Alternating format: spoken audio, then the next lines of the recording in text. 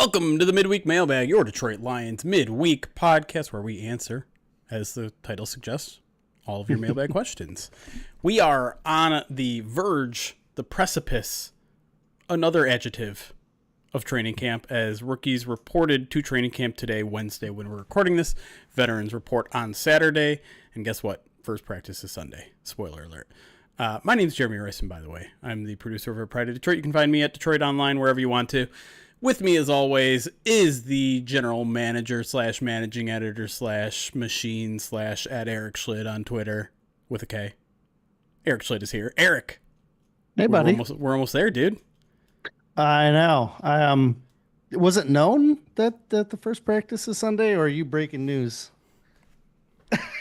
I don't know. Yeah, I've slyly put it out there here and there, like snuck it kind of in the bottom of articles. I've replied to tweets. It's Sunday. It's fine. All right.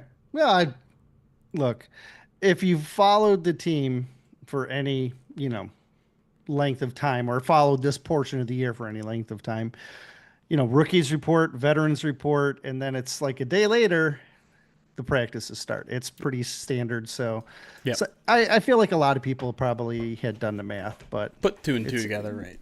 Yeah. I won't say what time. That way I'm still following the rules. But anyways, as always on the Midweek Mailbag, we answer your Detroit Lions questions. You can submit them to us in two different ways. If you're a Pride of Detroit Direct subscriber, you can reply to the super secret Pride of Detroit Direct email at any time, or you can submit them through Twitter when we put out a call for them, usually on Tuesday or Wednesday morning or afternoon.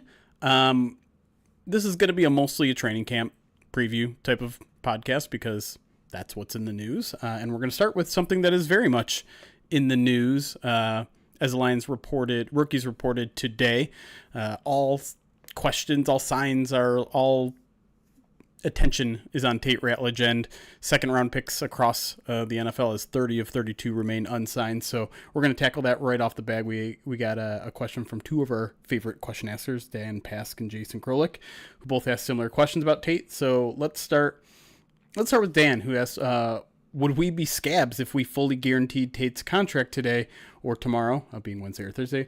What is a second rounder worth? We've seen Brad go nuts with thirds, but he jumped 3 spots like he did for Branch to make sure we got Tate. So if you don't know, like, the sticking point with these second round contracts is whether to make them fully guaranteed or not. A couple years back, they moved to fully guaranteed for first round picks, and now the 2 second round picks who have signed this year both have gotten fully guaranteed contracts. And it feels like everyone is just waiting for the team ahead of them to be like, hey, are you going to? Because if you're going to, then we might have to. And with the line, I mean, Tate Ratledge is at the bottom of the second round. What is he, 60 out of 64? Is that right? Was he 60th? Something like that. Yeah, that sounds right. So the Lions might be in holding pattern. Do you think they are concerned about jumping rank there? Like saying, like, well, our rookies report Wednesday, like we want him in ASAP, so we're just going to fully guarantee his contract despite the fact we're at the bottom of the second round. Is that like at risk of alienating them from other owners and GMs?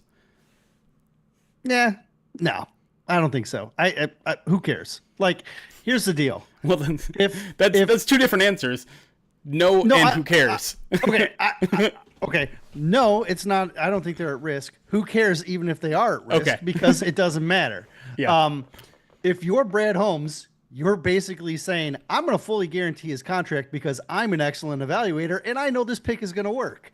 And so that's Brad Holmes. If he wants to take that stance, great. If other people aren't as confident in their ability to assess and evaluate second round picks, first 56 players in the draft, then Tate was 57, right? That's right. So if you're not confident enough to guarantee your second rounder and Brad is, yeah, great. Good. You can walk away and you can debate a couple $100,000 in guarantees or whatever it is, because that's really what it is. It's not that much. Like, a ton of it is guaranteed anyways. Yes. It's really just a matter of The owners are worried about if they give too much leverage, then then third Right. rounders are going to want it, and Right. that's what the owners are pushing back against. But if you're a GM and you've got a guy and he's at a critical spot, and you start camp early and you want to fully guarantee it, awesome sauce. Go ahead, have confidence in yourself like you always do. Guarantee it, get him in camp, and away you go. But the Lions haven't done it yet. I mean, Yeah, we don't. well, We they don't. can. Is we my don't- point. That's what. But Yeah. but Dan asked, would they be scabs? Sure. And my point is, I don't care. Right. I And mean, don't think honestly, they would care. and to be like, I think the scabs in this situation would be like if Tate Ratledge were to agree to a non-fully guaranteed deal, right? Like if he were like if you're to believe that like rookies and their agents are all like colluding right now and saying, hey, no one sign a contract unless it's fully guaranteed Right. among second round picks. The first one to not do it, that would, I think, be viewed as maybe scabby behavior. I don't know if that's going to happen with Ratledge or anyone else. We'll see. It's kind of a fascinating situation where like no one has budged yet. But I think what also needs to be like underlined is that even though the Lions rookies reported today, and even though the Chargers rookies reported a couple days ago, those are kind of really soft deadlines. The hard deadline is practice 1, right? Like these 4 or 5 days before the first practice with rookies is just like, it's like a bunch of orientation stuff, right? It's nothing very important. It's not like Ratledge needs to be there. It's not like suddenly he's going to suck as a center because he wasn't there for the first 3 days before veterans arrived or anything like that. And so I understand like the ramped up anxiety that we're starting to see, and I'm already seeing like people yell at Ratledge and people yelling at the Lions for being cheap and all. Like, realize that there hasn't been any sort of really hard deadline yet, and I think once we get there, that's when we're going to see some actual movement. I mean, it's the whole Andrew, what's his name? Andrew, the Packers guy, former GM. He always says deadline spur action. It's very much true. Andrew Brandt. Brandt, yeah. That's right. So I don't think there's any reason to panic yet. Like, obviously, I think the Lions are in a boat where they want Ratledge out there from day one. They don't want him to miss a rep. He's critically important to not only the Lions' future, but probably this year. So I think they're going to get a deal done. To me, they almost feel like they're a little bit they're at a disadvantage because they're starting early. Mm-hmm. Because like their deadline is further up than some of the other teams. They might not be able to wait until the 56th pick and the 55th picks make their deal. So maybe Ratledge misses a couple days, but it's also important to remember like the Lions have a longer training camp. Like they get to report early, so these are bonus days that he's getting anyways, if he gets them. So you're talking about 1.6 million. That's what they're arguing over right now, because that's what was not guaranteed of Ennis's contract last year, 1.6 million. So out of how much is the full contract? Full contract for Ennis was 6.5, and we're talking about 1.6 of it not being guaranteed. So about 25% or so. Right. And then, but I mean, it also, you're talking about the salary cap is 250. So right. You're talking about 1%, not less. Yeah. You're talking about less than 1% of the overall cap that you're arguing over. But again, I understand you're trying to keep the house precedent thing. You're trying to keep the Jenga from falling over. But if you are confident in your piece, make your move, take your piece out and walk. Let's get to practice. It certainly does seem like the Lions would be the team to be like, oh, we don't care. Like, if we don't care if we start guaranteed their third round picks or fourth round picks. Like, and you have to understand when you're talking about like this slippery slope of guaranteed third round picks and fourth round picks and fifth, like you're getting to contract totals that are like 3 million total, 4 million for 4 years. Like that's nothing. $1 million a year that you have to guarantee that you didn't before. Like, I understand owners and GMs not wanting to have to deal with that extra, and you're probably going to have a little more dead cap than maybe you did before, but to me it's penny pitching at the worst level. And what I do wonder is with the whole like NFL collusion guaranteed contracts with the quarterbacks and that whole arbitration that suddenly came to light, I do wonder if like the NFLPA, the players and the agents are digging in a little bit tougher now. Like, hey, you got like, now we have evidence that you kind of screwed us a couple of years ago. We're not going to let that happen again. Maybe. We'll see though. Yeah. I do feel like in literally a week's worth of time, this is all going to be cleared up. Oh, less. Yeah. Probably less. Right. Jason Krolik's question says, how much will Tate's holdout affect his chances as a starting center? It depends on how long it lasts, I guess. If it's over within a week from today, he's only missing a couple of practices, and it's probably not that big of a deal in the grand scheme of things. He's had some practices in the spring. There's other things that he can do. He can still go to the meetings. He can still be in for a variety of different things, but he's just not going to be physically doing anything that could risk his injury. Right. So he's not going to lift weights. He's not going to be on the field practicing. But I mean, it's you miss a couple practices and you'll be all right. You'll get back to it. I don't think, in the grand scheme of things, it's going to be more than just a blip. Yeah, I agree. And again, like, theoretically speaking, he might still have 4 preseason games to play in. I don't know if Tate Ratledge will play in any preseason games but if he misses a week, maybe they're like, you know what? You need some reps. Go out there and play in the first preseason game, and we'll see you out there. It's an interesting thing, and again, like, I understand why people are the anxiety is starting to rise a little bit, but without any firm deadlines yet, there's really no reason to get all amped up about this until it actually is a problem, which is why I just haven't written anything about it, because I'm like, I'll write about it when it's an actual problem. It's not a problem yet. All right. We're going to stick with Ratledge here, but move beyond contractual stuff. Eli P., one of our Pride of Detroit Direct subscribers, says, does Tate Ratledge actually project better long-term as a center or a guard? If he starts at center, it's kind of a reverse Ragnow situation, given that Frank played center most of his college career and still redshirted as a guard in year 1. Yeah, it's hard to tell where he better projects, right? Because you've only seen him play guard, and you've seen him play guard at a pretty high level.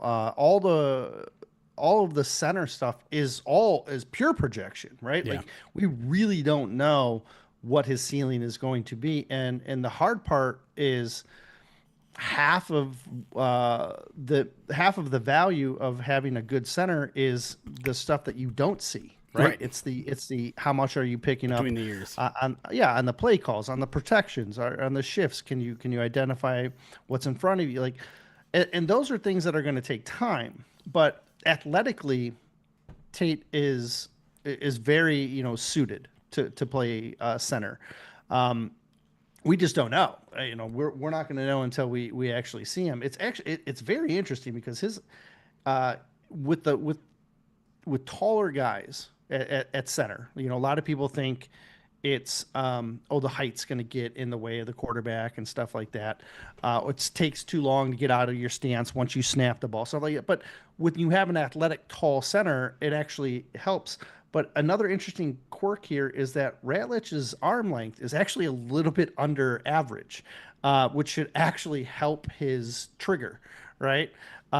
So he's actually, while his height seems to be like a disadvantage, his arm length is actually advantageous to playing center and snapping the ball, which is something I hadn't considered, when we were evaluating him, because arm length typically isn't a big deal as a guard. Yeah. But it is a big deal for a tackle, is a big deal for a center. But his 32.5-inch arm length is actually a benefit there. Yeah. I mean, you kind of tackled what I was going to say, because the physicality of it, I think you can make.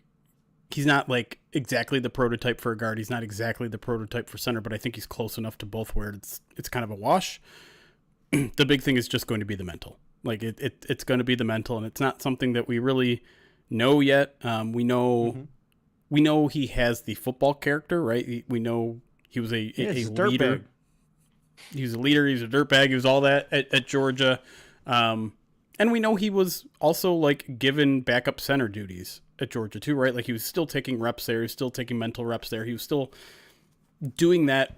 And you have to think that's a sign that Kirby Smart believed he was capable of handling some of those mental duties. Mm-hmm. He didn't do it though. And that's different, right? Like actually doing that with the live bolts and all those sayings, like he still has to go out there and do it. And that's what training camp is for. That's what Preseason might be 4. I mean, at this point, we don't even know if that was just a spring thing yet. Like, that's still very much a possibility where it's just like, let's see how he does in the spring, and then we'll reevaluate for training camp. I still tend to think that's where this thing is all headed, if not this year, next year, but I kind of think it's headed this year. I don't know how you feel about that. I still think it's up for debate. Yeah. I think if he They might not know yet, right? Yeah, I don't think they do. I think it's going to take time. They know what they have in Graham. They know they can if they can put him at the pivot and be okay. They know they know what they get out of him when they put him at guard. And so it's really just a matter of how quick Tate acclimates. Yeah. All right. Byron Henry on Twitter asks, which players do you expect to make the biggest leaps this year? Which players are most in danger of not making the roster? Opposite ends of the spectrum here. Who do you have as like year 2, year 3, whatever, year 4 jumps? It's a good question. I think any guy, I mean, you could almost pick almost any rookie at this point, right? Does that count as a big leap? Well, I mean, but that's what you've seen. Like, you've seen these guys, you've seen rookies in the past under this coaching staff. Yeah. Take incremental leaps. You mean right? like first day of camp to last day of camp? Or even like year 1 to year 2, year 2 to year 3. Oh, yeah. Almost all of them tend to develop. There's a couple that don't. Those guys tend to be those day 3 picks who end up being bubble players. Right. But there's a lot of opportunity for them to. There's a lot of opportunity for guys, especially on the rookie contracts, to see like a big jump in production. So, a guy like Ennis Rakestraw, Wingo, like these are guys that are going into year 2, and so they're going to be in the rotation. It's in some capacity, right? And so it's just a matter of, how much they get will depend on how quickly they're developing. For Ennis, it's they're focusing him more on the outside where it was inside last year, so it's going to be a little bit slower process. Wingo kind of, in my opinion, is going to be used very similarly to what he was used last year. And so he should have a little bit further start. And then you add in the fact that Levi is going to be, potentially moved around with the lean out. I think opportunities for Wingo are going to be a little bit more increased as well. And so Wingo's a guy that I could easily see getting 15 snaps a game, whereas before he was getting less than 10. Yeah. And, he's starting to make an impact because he can play that kind of hybrid inside outside 4-eye 3-tech role.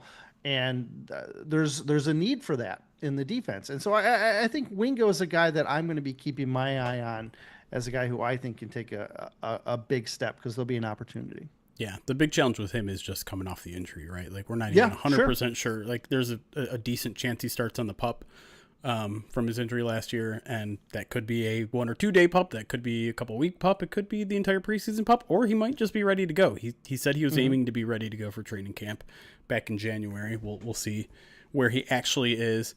That's a good answer. I don't like that you jumped around the 2024 draft class and didn't mention my guy Giovanni Manu, but I'm going to let it slide. Well, I mean, you ask I have a question. I have a follow-up to this. So go ahead. Answer. You pick your guy. Well, I do think Manu is going to be in this conversation now. Okay. But when we're talking about making the biggest leap this year, for him, that's going to be either being OT3 or even just like being active on game day. Like that's the kind of jump you're really only going to see from him. He's not going to beat Taylor Decker in training camp or anything like that. But I think you might see that improvement in the next month here. Like that's really the only time we're going to, I think, notice it this year, right? Is if he balls out in training camp, and by balling out I mean stopping the likes of Al-Qadim Muhammad in practice. I don't like. How about anybody? How about anybody? Can he stop anybody right now? That'd be a step forward. Yeah. If you're stopping Al-Qadim, that's a big step. Yeah. And so we'll see where it goes from there. And I mean, honestly, Jack Campbell is another guy that jumps to mind, where a lot of people thought he took a big step last year, and I think he did. I'm included in that. I think there's still another level there. I think there's a playmaking level. Like, he only had 5 tackles for loss, had a handful of pass deflections. I think maybe a fumble recovery, maybe a forced fumble or two. I want to see those disruption numbers up, and I think he's capable of it. I think he's got the skill set. I think he's got now 2 years under his belt, a knowledge of the scheme that should help, and I think he has the trust of the coaching staff for them to just tell him, be like, hey, just go out there and play football. Like, you don't stop thinking about it. The game's slowing down for you. He said the game is slowed down for him. Of course, everyone says that in year 2 or year 3, but it's probably true. Yeah. So I don't know if he's going to become Fred Warner overnight or anything like that, but I think some of those truly big plays are on the way this year, and it's going to get him some national attention. All right, my question is, when you're talking about a player and knowing where he started and where he can potentially go, that level of jump, who is going to have a bigger level of jump, Manu or Christian Mahogany? Well, in your mind, Christian Mahogany is already 100%. He's already like, no. Let's get ready the green jacket. I think he's gonna make. I think he's gonna look great. I'm very excited. Though. Well, okay. My confidence in him is because I think he is going to be ready to start every game and look good. Like that's me projecting. He's only played twice. He only started 2 games, played 5 total. So like, I think I'm calling for him. I said green jacket, I meant gold jacket. But that's all right. It's the offseason. This was brought up by Miko in the POD cast yesterday that I had completely forgotten. Mahogany didn't do training camp last year. He did not. Which means 2 things. One, like, that's a critical part of your rookie season development that he missed out on. 2, it also means the sample size that we've seen is even smaller than a typical person who played only 2 games, right? Like, we didn't get to see anything with pads on in practice with him. We saw like a couple of spring practices, but that was it. Yes. No pads. No nothing. The book on Mahogany, and I said it last year when they drafted him, he was out of the box NFL ready. Like, he was ready to step on the field even without training camp. And that's what he looked like. Now you give him training camp to go, and then you add the experience, you add he spent a year learning, and he even got in on 5 games, 2 starts. I think he's just scratching how good he can actually really be. I'm very excited. I'm very excited to see where that goes, because my worry is that I've been talking him up, and so when he does well, people are going to be like, yeah, we expected him to do well because Erik won't shut up about him. But I want people to really like see, like, this is a guy who missed training camp, only got in 5 games, played two very well, but to go through training camp and 17 games, like, it's a big step. And to play at a high level for those 17 games, I think is something he's capable of. It'd be huge, no doubt, considering all the turnover on the interior offensive line. Can I tell you? Go ahead. One second. I'm sorry. I apologize. Ratledge has the same ready to go out of the box DNA. Sure. Like, that's why I think we were so excited to see him. Why the Lions are just throwing him in with the starters, and why they're feeling confident about trying him at center is because there's certain guys that come out of the draft just ready to go. And both those guards can do that. The second half of Byron's question is, which players are most in danger of not making the roster? And you and I are kind of building out our 53 that we're going to drop sometime in the next couple days here. And I think this is going to be the first year that we see some like middle of the pack round draft picks not make the team, right? Like, they're guys. You're talking about like middle of day 3 or middle of the draft? Well, I mean, let's be honest. Broderick Martin and Colby Solster are the I two think that they're come to both mind, on right? the fence. Yeah, sure. As of right now, I think we're probably both going to have both those guys on the outside looking in, starting training camp. It can change, like, especially with Colby. Like, there is so much movement happening there on the offensive line that there are a lot of different outcomes that could happen. Martin has a much tougher road because there's so many new additions to the defensive tackle room. Even with Aleem McNeil presumably starting the season on PUP, there's so much competition there that Broderick is going to have to take a massive year 3 jump to get his way into that conversation. So those are kind of the two names. I mean, obviously there's 30 names of guys that are in danger of not making the roster. Technically 40, right? But if we're talking guys that like have been on this roster for a couple of years, those are the first two that jump to my mind. Yeah, make or break years for both those guys. Both in their third year, both have kind of plateaued and not ascended as in a way that they maybe should have or were expected to. The problem with Broderick has been consistent. It's just been pad level. With Colby, you've switched him around a little bit, so maybe there's some leniency with that maybe, that's why I think we're a little bit more lenient in giving him a chance. Saying, hey, maybe it's not the door's not shut on him, where it kind of looks like it's getting really close to shut on Broderick, right? But Colby, they're going to give him a chance, right? Like it'll be interesting to see if they continue to just keep him outside or if they want to cross train him to see if that helps a little bit more. I don't know. It'd be interesting. I personally, I think the way the roster is constructed, they're going to keep him on the outside, and let's keep our fingers crossed and hope for the best for him. Yeah. Other guys that have been around for a while that might be on the bubble, like Shane Zylstra is maybe another one that jumps to mind. I don't have a strong favorite in that tight end 3 room. Zylstra is just kind of like the default. Well, he's been here a couple of years. Hasn't been a problem.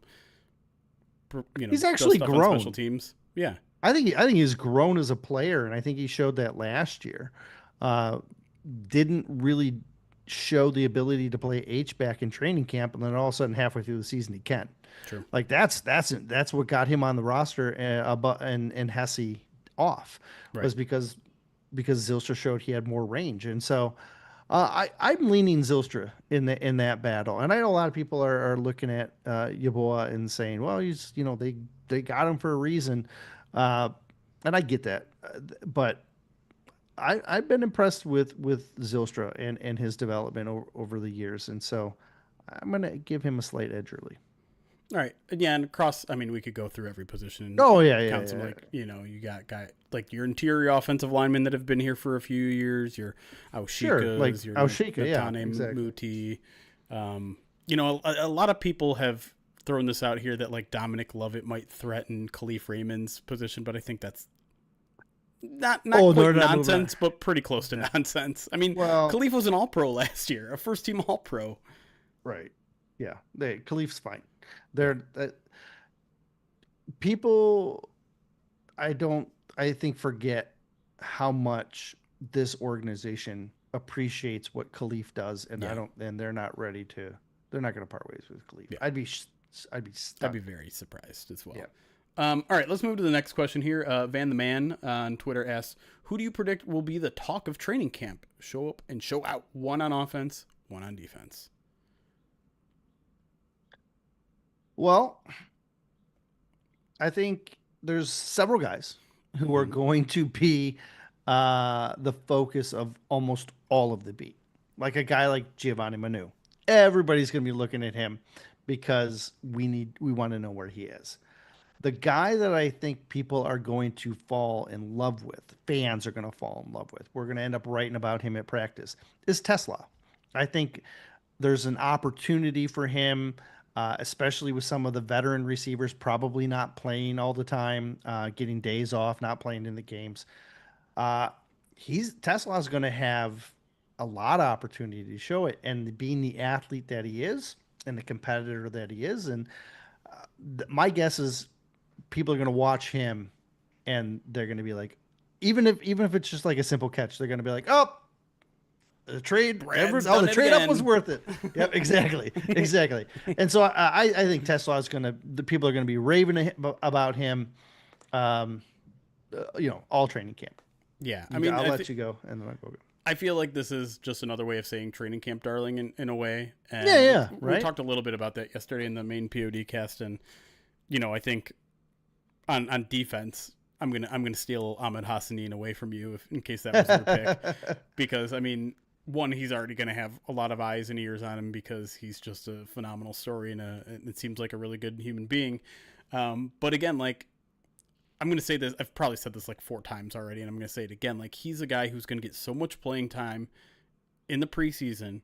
He's gonna be someone who has so much more energy and excitement and grit and all that than anyone else out there in the third and fourth quarter of any preseason game, that I think he's going to rack up a ton of stats.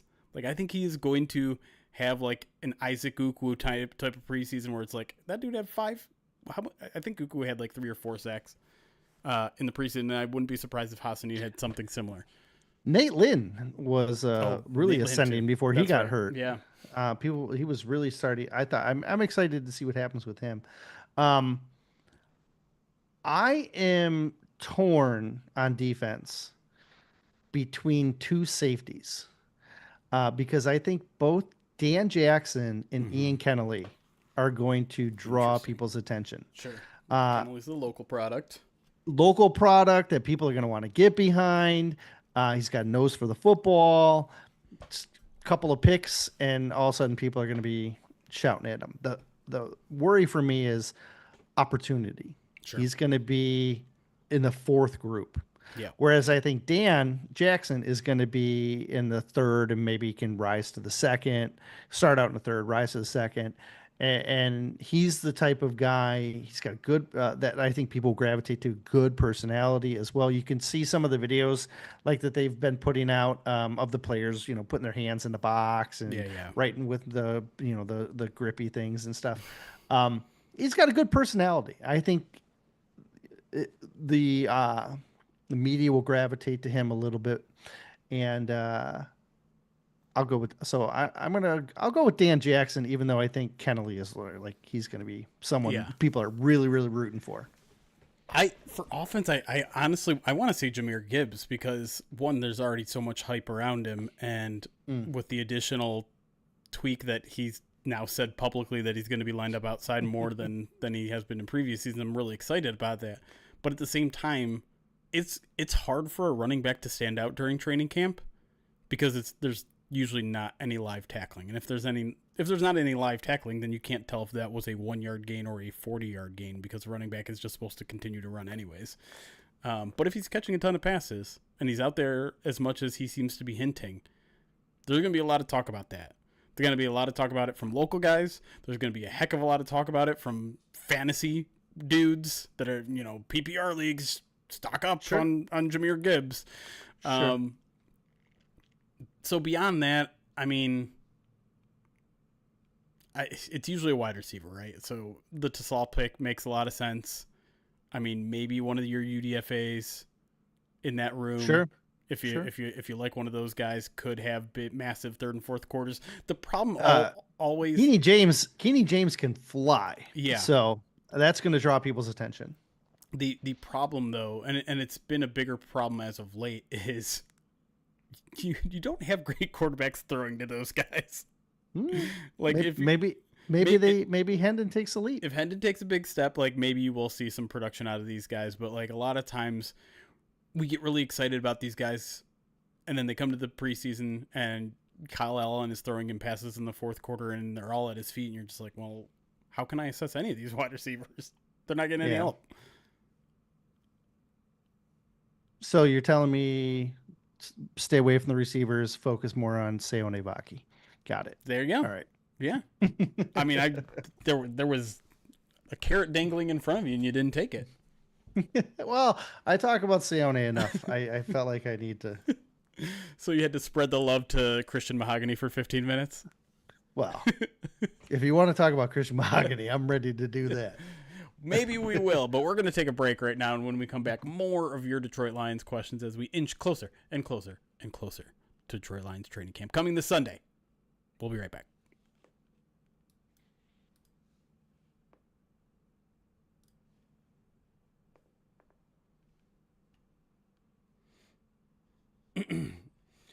All right, we're on break, which means we can hang out with y'all for a little bit. A couple of you asking for some clarifications on Tate stuff. So signing date was not on the official transaction list today. That doesn't mean it hasn't gotten done since. There's like a 4 p.m. deadline for the transaction list each day. I think the presumption at this point would be that it didn't get done, which means he probably hasn't reported. But we don't have any information to confirm or deny that at this point. I was kind of hoping the Lions would do one of those, like, here's all the players arriving for training camp, waving to the camera video, and just like eagle eye if you can see Tate Ratledge but there, I mean, I wouldn't be surprised if the plan was to do that, and then once the second round picks thing happened, they're like, oh, we're not gonna do that. We don't want people to know that we haven't signed our second round pick. But we'll see. But let me get to some alerts, and then if you guys have questions, you can start throwing things in the chat. Let me go back to IGG. Thank you for the subscription on Twitch. Healthy Sweater, thank you for the 48 months. I believe that happened off air. Captain James Kirk 10-bit says we'll tape you there. We'll see. Quirky Zerky 44 months says finally made it back. Glad to see everyone. Hey, welcome back, buddy. Appreciate you being here. J Rago 11 months. I really don't want to read this, but I'm going to. Jeremy is haphazardly hosting the midweek main show with Erik. K-E-R-I-C. Is that what you mean by what you thought I meant by Erik with his K? Erik. I see what you did there. Using his telep hone for audio while riding on his ellip hant. But he pulls it off because he's steady as a mouse. Well done, J Rago. Nice. You jerk. Captain James Kirk, another 10 stuff bits. together. Captain James Kirk, another 10 bits, says, I know a big concern is replacing Frank's call out. Could Graham do that from the guard position if they like Tate better at center? Yeah. Yes, he can. That is something that Dan kind of made a reference to without saying outright, where it's like, as long as we have someone that has that veteran ability to recognize blitz pre-coverage and pressure packages pre-coverage, that's the guy that Goff will communicate with. Yep. Lions fans 236, thank you for the follow on Twitch, and Veltron 68, 29 months subscribed on Twitch. We're caught up. No insider news on Inside the Den information. I feel like we're just kind of like any day. Could happen before training camp. Could happen the eve of training camp. Could happen tonight. Could happen 2 weeks into training camp. Would not be surprised by any of that.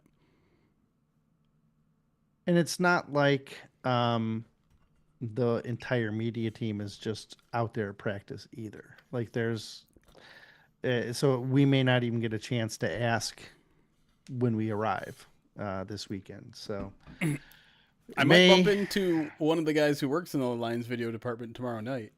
Well, but I'm not going to ask him. I was trying to give us some grace here. So that are you going to be there? Yes. I don't think I am. I might have to be. I might have to do something else. I'm running out of days here to get some stuff done. So that's fair. Camp starts Sunday. Chunk.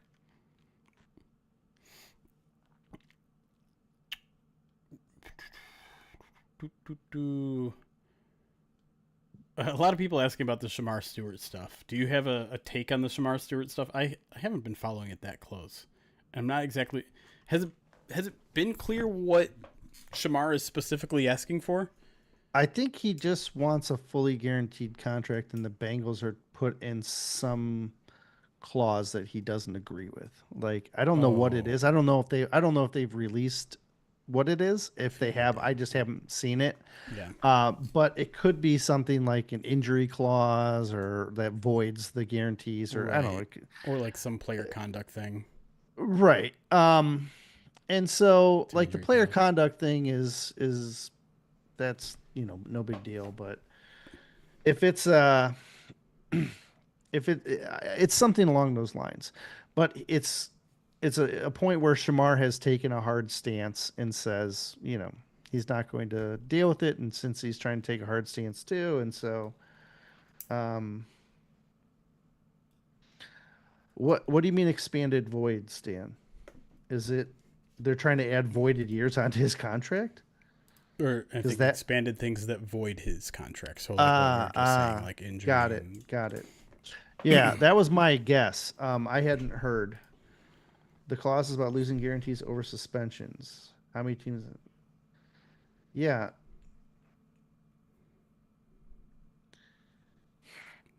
I mean, whatever. If Cincinnati wants to play that game, that's fine. You know how you avoid this? You don't draft draft good. turds. Right? Yeah. You you draft high character players and you don't have to worry about stuff like this. Yeah. It it does seem weird on the team end to be like, hey, we're gonna be sticklers. Like, don't we want to cover our ass in case you're a jerk? And just like, hey, shouldn't you just like do the research and make sure your first round pick isn't a jerk? Yeah, like with JMO, I believe his year got voided because of the suspension, but I don't think that was a Lions clause. I think that was an NFL clause, if I'm not mistaken. Shamar cannot go back to A&M.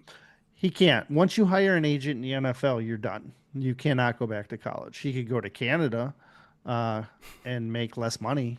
Like he could go to, well, geez, what's the other league? British Columbia? No, no. The other football league, the The UFL. UFL. Thank you, cheese Yeah. Pete's. You could go to one of those leagues and play, but then would you risk injury in those situations? I don't know. So, yeah, NCAA is off the table though for him because once you hire an agent, that's it. Now, I wonder if if the NIL stuff like alters that, but he was an early declaree and he had to declare himself. So, like again, that puts it into a spot where he's I don't believe eligible to go back for that either. Like there's certain things that you do that make yourself ineligible to return to college. Declaring, hiring an agent, those are things that void your eligibility.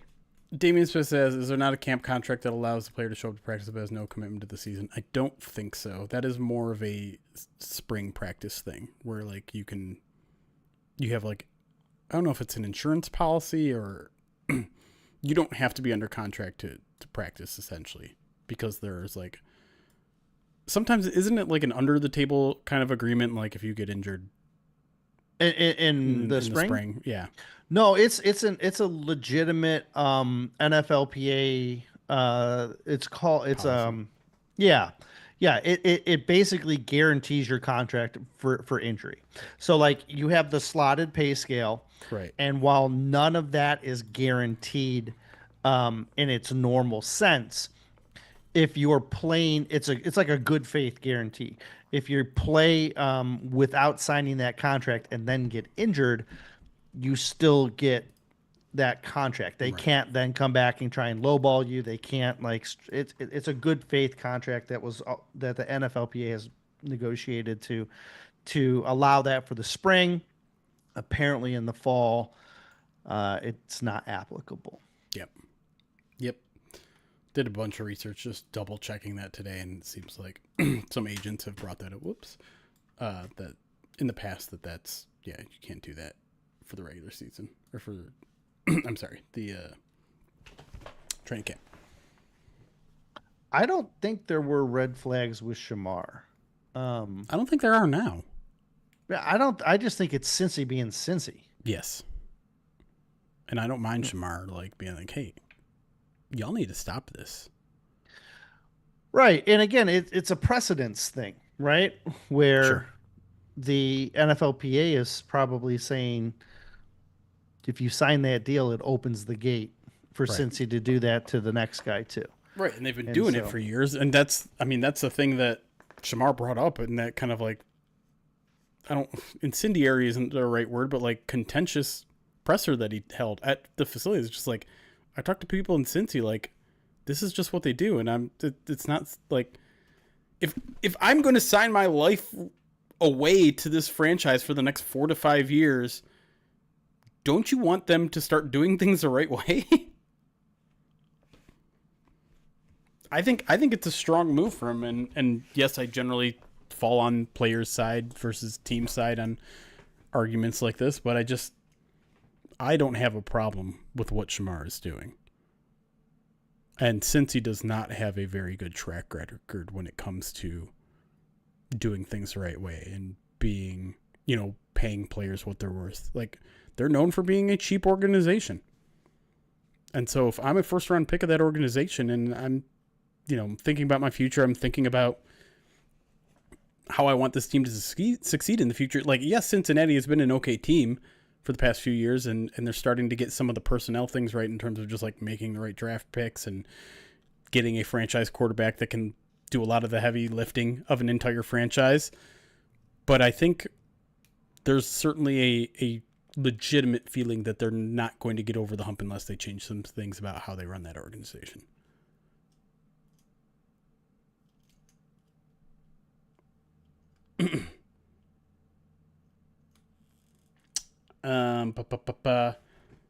Let me get to some other Lions related questions, unless you have anything else you want to say about Shamar. I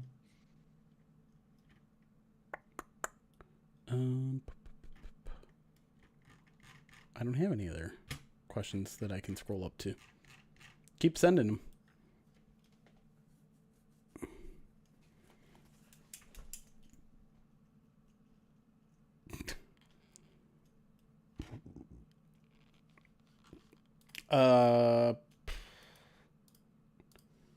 I wish I could scroll up further in this chat. I wonder if there's a way I can change the settings here so that I can see more than just like the last 5 minutes.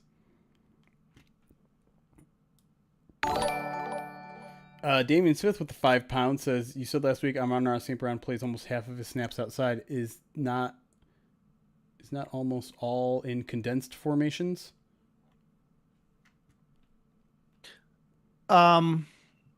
No, not necessarily. It's like when you see a lot of like 12 and like 21 personnel when you only have 2 wide receivers on the field, like that's outside. Right. Unless you're lining up Laporta like outside of him. It's almost he's going to get a lot of those snaps. It's because he doesn't leave the field that often. There's just organically going to be a lot of outside reps, but when they bring Khalif on, they're going to push out. They're going to push Amon-Ra outside. When they have certain packages where they put JMO or take a breath, bud. They're gonna, or Tim Patrick on the inside for like it's like 1 or 2 of these snaps. But so like he's gonna get those. He's getting more and more opportunities outside. Some of it just because of the nature of the game, some of it because they're specifically putting him out here to get a mismatch that they want. Sorry, right?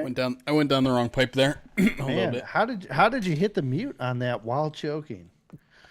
Skills. Been doing this for a while. Over under 3.5 sacks for Hassanin. You're talking preseason or regular season? Under. I think he's going to have more sacks in the preseason. Might have more in the preseason. There you go. That's a lot, though. 3.5 in 4 games. That is. Like, although I can see him just catch and lose. And, There are a lot of bad offensive tackles in the NFL. Oh, yeah. Especially this time of year. I don't hate Slaw. I don't hate Decker. Be true. Don't go spreading that nonsense. I was one of the people defending Decker when everyone wanted to trade him out of town like 3 years ago. Good player. Sure. Good person. he's matured. Yeah. And I like him a lot, like as a person too. Mm-hmm. I think he's very mature and informative and just blunt when it comes to his media sessions, and I appreciate that. And they go on, and on and on. Like he probably has the longest locker rooms, Yeah. post game locker room sessions of all the guys.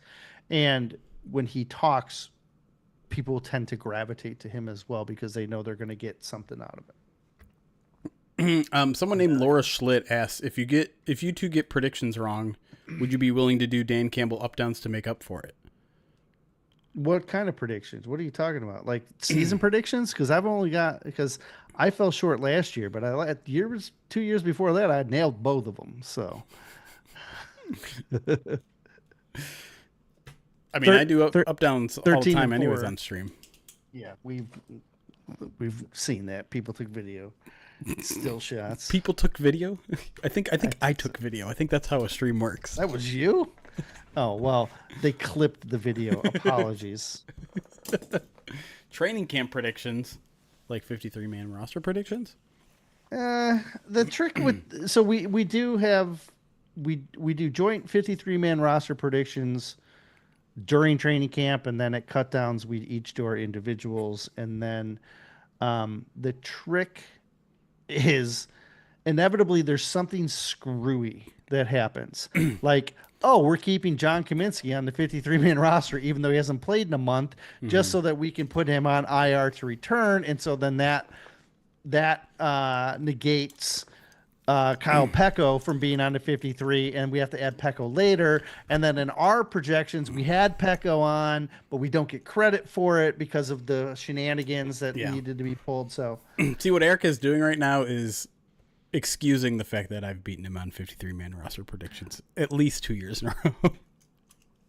Both on technicalities as well, on silly technicalities, like what I just talked about. Like if we were not predicting the initial roster, if we were predicting what the roster would be a week from now, then yeah, I think the scenarios would have been switched. So this is the first time that I've ever seen chat turn against you even a little bit, and I think I owe it all to Laura. Yeah, I believe that's called cope. Exactly.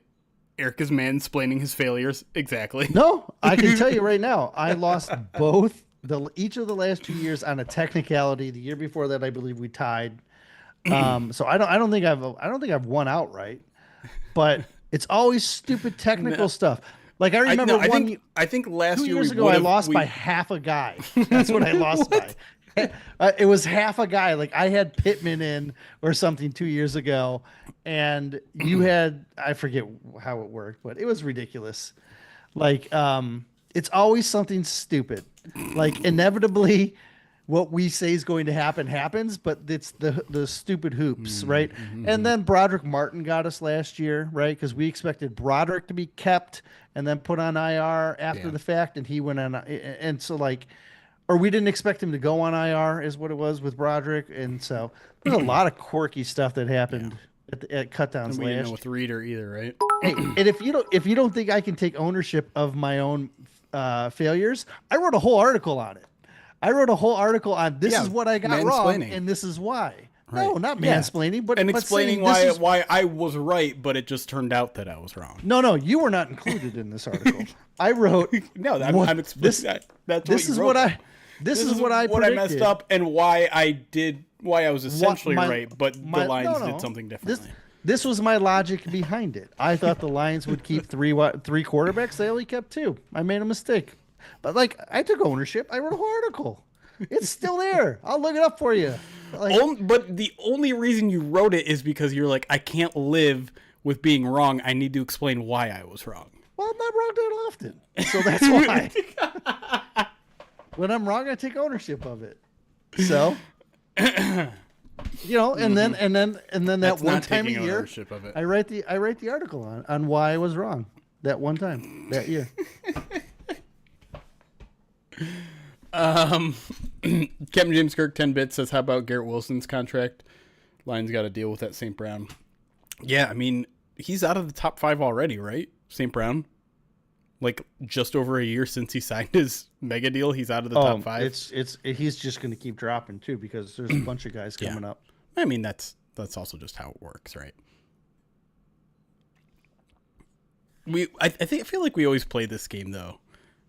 where it's just like, okay, this guy signs a new contract, and then the next year, 4 or 5 more guys sign a new contract, and it's more than that guy's contract.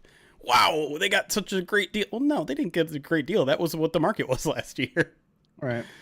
Like, Garrett Wilson's contract is probably going to look really good next year too.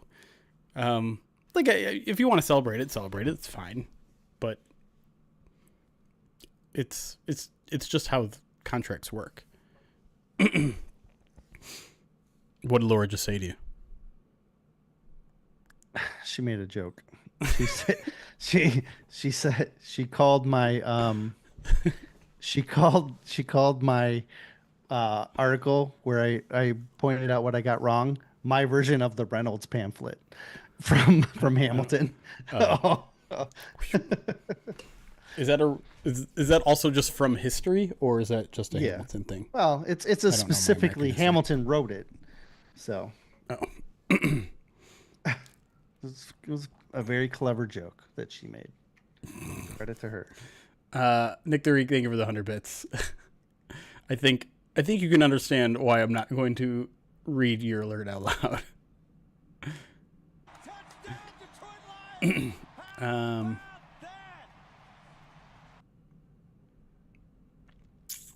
All right, Justin Singer, thank you for the 39 months subscribed to us on Twitch. Appreciate you using that to Twitch Prime.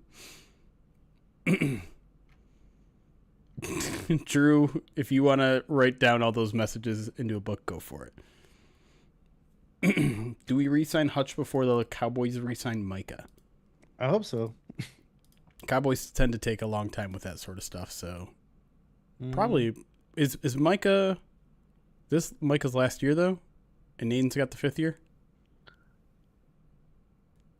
Let me look. I feel like that's the case. Yeah, this is his last year. Yeah, so they have the advantage of having a high, a more recent deadline. Mm-hmm. So it might be Micah first.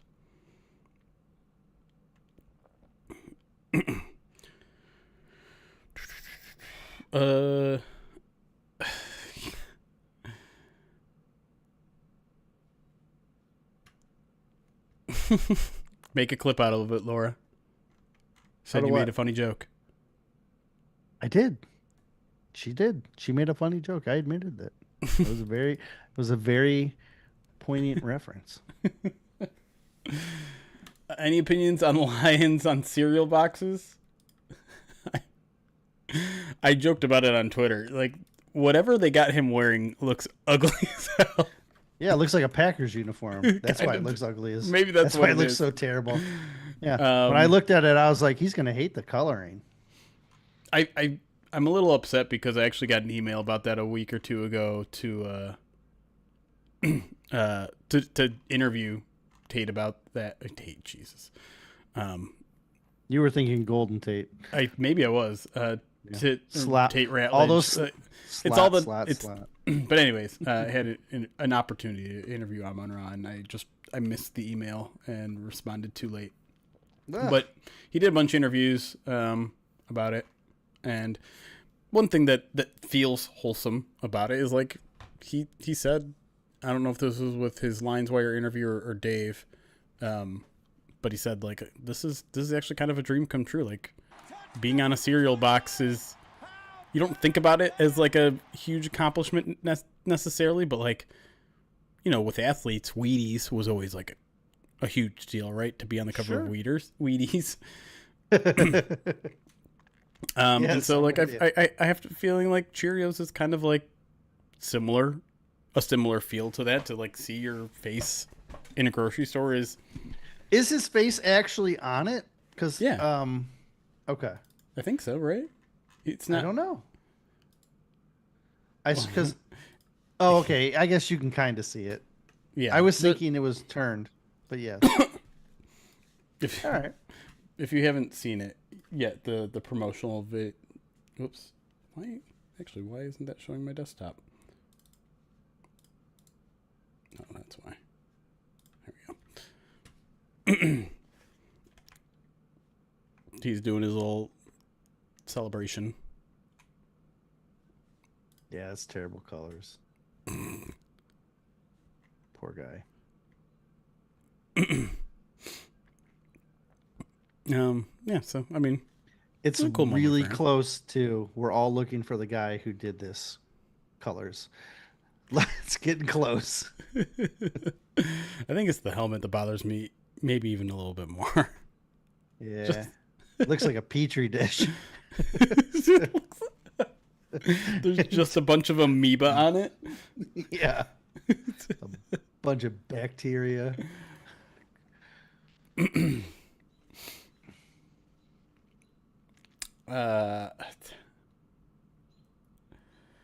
Oh boy. Frank and Salsa, thank you for the 6 months subscribed on Twitch. Captain James Kirk 10-bit says, headline for today's stream, author of the Grit Index doesn't understand lines roster building as much as steady as a mouse producer. Jeremy Riceman.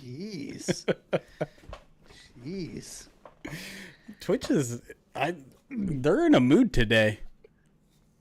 I used to say that Twitch was way more well behaved than YouTube, and that couldn't be further from the truth today.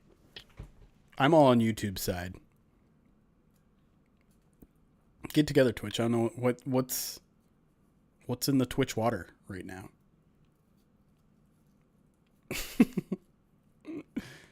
Hey, you see the subscription goal down here? You guys have been slacking. We used to hit 400 every month. Psh, now we're not even at 250. I bet it picks up. Maybe. We still get the majority of our money from Twitch, so I should probably stop saying this. The funny thing is, I don't know if any of you guys watch streamers regularly, but I think some of these platforms have like an algorithm where if they hear you say another platform's name, they will like penalize you and you'll be less viewable. Oh. So like you'll see Twitch streamers sometimes say like, if they're streaming on TikTok, they'll be like, over on the dancing app. They won't say TikTok. They'll say, hey, those of you on the dancing app, those of you on the purple app, which is Twitch, those of you on the video app. Is that just like you believe it to be true? So maybe it might be a conspiracy theory. I don't know. Yeah. But I also wouldn't put it past some of these petty platforms. No, certainly. No, we haven't done much Movember planning yet. No charities selected. I've talked a little bit with the Rural Cancer Center again, which is certainly a possibility because we like those people, and it's a good charity. And like the good thing about it is, you know, last year was about men's health. Rural Cancer Center does a million different things, so like we could focus on a different thing that they do next year.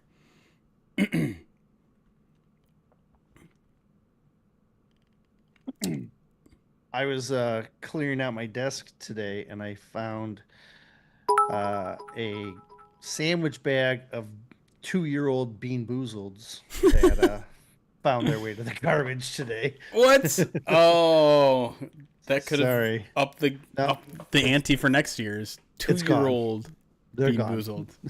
Sorry. I tried to crush one with my fingers inside the package and I couldn't. And I went, well, these are going in the garbage. Thank you for another 100 bits, Nick the Greek. I am still not reading your announcements. Manson for the Hall of Fame game. When does the new Madden come out? Is it soon? They're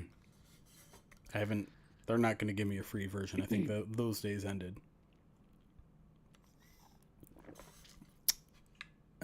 So being a good sport today, I'll give you a quote for the back of the box. I recently re-upped the POD Direct, and it was the biggest no-brainer resubscription I've ever done. Your whole crew kills it, and I think Miko was a great call to fill in the void left by Chris. Thank you, Jay Rago. No, that's very nice of you to say. You're gonna start getting videos. Yep. In a few days. Yep. Like that's a good reminder. Right into your mailbox, right? Yep. If you're a Pride of Detroit Direct subscriber, and thank you, Captain James Kirk, for doing the PODD, whatever you call it, command. Eric and I are going to start doing daily training camp videos from Allen Park, where we are recapping everything that we saw. And what I like about it, because obviously you're still going to get one of our observations and news stories over on Pride of Detroit, but this is a way for us to kind of like share our observations. We have two different vantage points. A lot of times we're watching different drills. So, whoever isn't working on observations that week, that doesn't get posted to the website. That's something that's kind of only for Pride of Detroit Direct subscribers. So if you like the midweek mailbag, you like myself and Eric talking about Detroit Lions football, I would very much recommend subscribing to Pride of Detroit Direct. You can do that by going to prideofdetroit.com/subscribe. $50 a year. That's just a little bit over $4 a month, if my math is correct. I'm pretty sure it is. So yeah, you literally get hours and hours and hours of us, like a ridiculous amount, because those videos are probably going to average about 30 minutes. I would guess. Sometimes we're definitely going to go over. I would say our post-game shows, which is another feature that you get, is, beyond just like the POD cast, Eric and I do either live from Ford Field or via Zoom like this. We do another video after games. You will get monthly midweek mailbags just for you, which have ranged anywhere from 90 minutes to 2.5 hours. I was going to say, I thought we hit 3. We may have hit 3. So you'll get all of that. You'll get a weekly column from Ty Shelter, who I remain like, I think if you want to talk like actual like writing skills, I literally don't think there's a better Lions writer out there than Ty Shelter. He's such a good natural writer. I learned a lot of my technical stuff from Ty. Yeah. Because he was basically taught me how to drink from the fire hose for the first year, maybe year and a half. I was at Lions Wire. It was me and Ty Brennan he made sure that I got a lot of the basic. Well, yeah. There was a couple people, but Ty was a major influence on my writing style. I believe the subscription does automatically renew. You should get a warning email at least a month out, just telling you of your resub date. But you probably want to check and make sure your credit card number hasn't changed. If you have any questions about that, I mentioned this yesterday. I believe it's newsletter support at sbnation.com. Let me just make sure that's true. I shouldn't say it without knowing for sure, but I think it's newsletter support at sbnation.com if you need help. But let me just make sure that's right. Newsletter support at sbnation.com if you need help with that sort of stuff. Or just go to pridedetroit.com/subscribe and subscribe. I got a pre-monthly email and very easily updated my credit card info. There you go. Does it renew automatically? I didn't hear. I believe it does, yes. Jeff asked. A couple of you asking about Miko and Chris, and I'm not going to speak too much on that. Just going to say we made a change and leave it at that. It's something that I feel like is best kind of kept behind closed doors when we get into details and things like that, out of respect for everyone involved. Think of it as the way Brad Holmes talks about extension talk.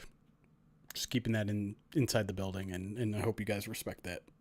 I know we tend to be very open and communicative and transparent, but some things I think just need to stay behind closed doors, and we're going to do that.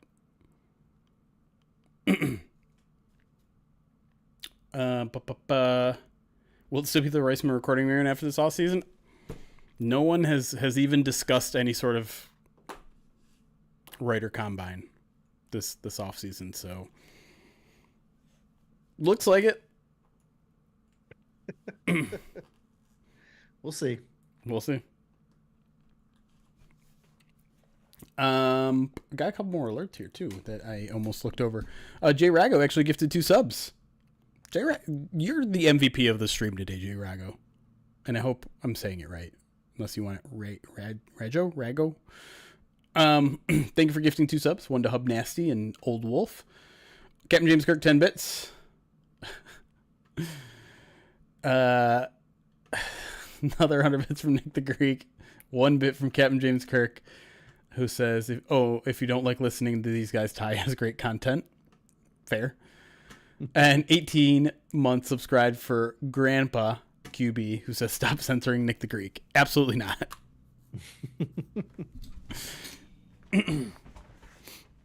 If he keeps it up, I'll have him talk to my lawyer, who is also Nick the Greek. Is him?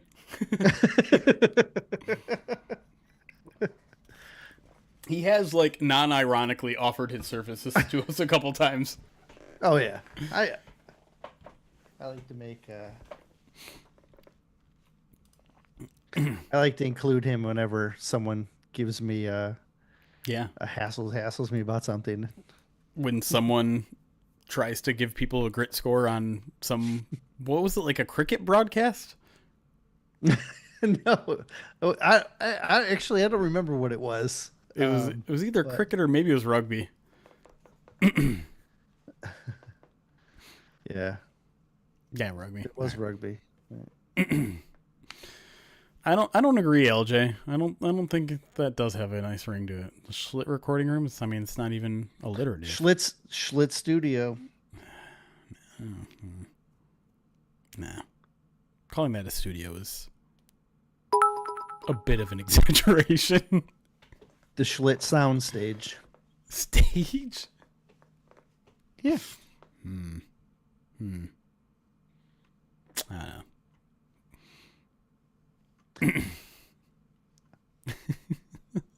Dude, the Greek. Thank you for another 100 bits. You're getting closer to me being able to say those out loud, and you made me laugh with that one, but I'm still not going to read it. Jeez. Yeah, we do have a lot of pro family yes. content there. A lot of children.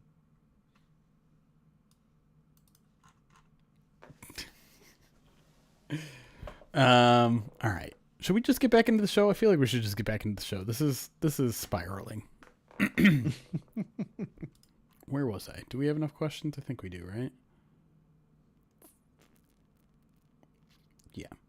We're good. 1, 2. Wait. Oh, it's a question in the middle of a question. There we go.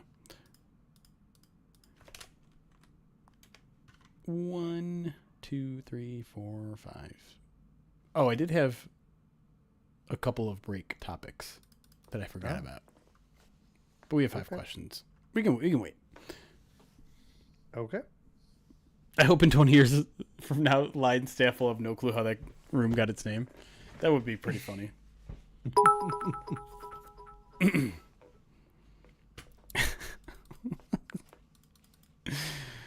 Nick, what's happening right now? Miko is multiplying like rabbits. Like it was 9 children, now it's 11. No, it's 2, right? Yeah, it's 2. Okay, I was pretty sure it was only 2. Yeah, but Nick's just keeps stacking them up. Stacking them up. What day is it? It's Wednesday, right? Okay. Yes. Okay. All right. We're going to get back into the show. I don't know what's happening. There are some wild names in our chat, too. Let me just throw that out there. I think it's just like everyone is very excited now. Like it is officially Detroit Lions are back week. And it's brought a lot of people back to the chat. It's brought a lot of energy. There's no other sports going on right now. Yeah. The Tigers sucked in the All-Star game. Hold on. I have to interrupt Nick here for a second. The difference between 2 and 11 is not the same, Nick. the difference between 2 and 3 is dramatic. But it's have really a buddy. 2 and 1-1. Oh, no. 2. Listen. That's how when I had 2 children and Laura and I were contemplating a third, I asked my buddy who had three if there was a big difference between having two children and three, and he said no. And then we had our third child, and I was like, "You lied to me." And he was like, "What are you talking about? I told you it's a massive problem. It's a huge difference. You go from playing man to man to zone because you have to like you constantly like having to Yeah. to put 11. Someone else said that. put Nick two Reed said man basketball- versus zone. Yeah, so I know 1 to 2 does it. Look, there's a massive difference. Every one that you add is Your middle child has basically become an honorary parent. well, that's where I'm going. Is that Yeah. if you have 11, you have like the first 3 are just basically hired help or non-paid help, right? Like the first like 4 or 5, like that's what they used to do. Like that's what my grandparents talked about. They were like, I was the 5th born of 12, and so I had to take care of this one and this, and I'm because I have family that came from big numbers like that, so I am familiar. It's a ridiculous amount. Yeah. And that's why I've decided, I'm not sure if I want a second dog, it's too much. What's happening? I was gonna shut my computer on you. Just log off. I thought you were showing your lower body. I'm like, we don't need to see a 4th child. All right, relax. Closing off. Closing out. I'm done with your. Oh, I might need a second dog. Baloney. All right, we're back on the mains. Yeah, that was border. Like you almost broke TOS for us, Dude. That's just Panay's energy. I'm just glad that we have confirmation you're wearing pants. They're shorts. Whatever. Yeah, are you sure? All right, let's get back into it. Jeez, oh Pete's.